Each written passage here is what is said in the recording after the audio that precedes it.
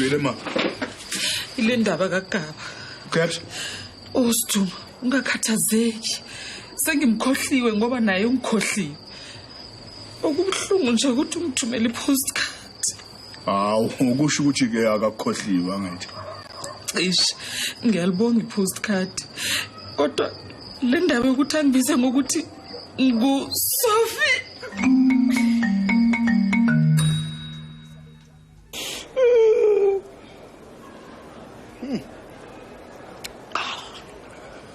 Uyazi ukuthi bengiyomcela phela ukuthi sishade yabona umuntu wavela wakhe isililo wavela athi ayi ngiyeke phansi So uyafuna tshela mina Usiduma uqhubeke nendaba.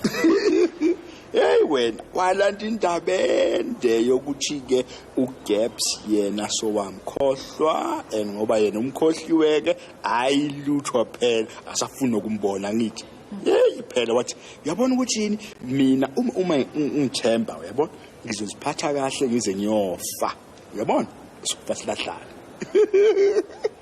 kanti yonke le ndawo yazi ukuthi iphutha phela Iphutha lani? uGaps wayengamkhohliwe Hayi Sidubo wazi kanjani? Memfu phela uGaps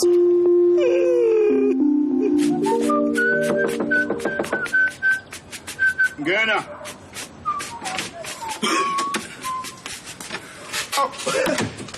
Gaps. Asisithuma umngani wami. Kunjani mfethu? Kanti yaqinana mfethu. Hayi. Sona sithi isikhathi. Usuzwile? Sengizwile ngani mfethu? Usalome. Oh, uSalome. Usalome nami ngendaba okuhlukana kwethu. Ingane bengile ndaba isihamba ngomoya. Hayi, ngwazwile nje amahemhem ukuthi sekunjalo mfethu. Iphutha laba kumina mfethu. Wazi kahle Siduma, kwaba iphutha. Futhi nje angisoze ngiphinde ngizixolele, ngisasho namanje. Hayi, sonke siyawenza amaphutha mfethu. Awufuni ukuthi ngithi Cha, hayi namhlanje. Oh, hayi. Mhlambe bengithi uzopholisa inhliziyo. Kodwa mfowethu baningi nje osheri la nonana ungayikhethela omunye mhlambe uzopholisa inhliziyo mfowethu. Cha, akuthembisi kulokho mfowethu.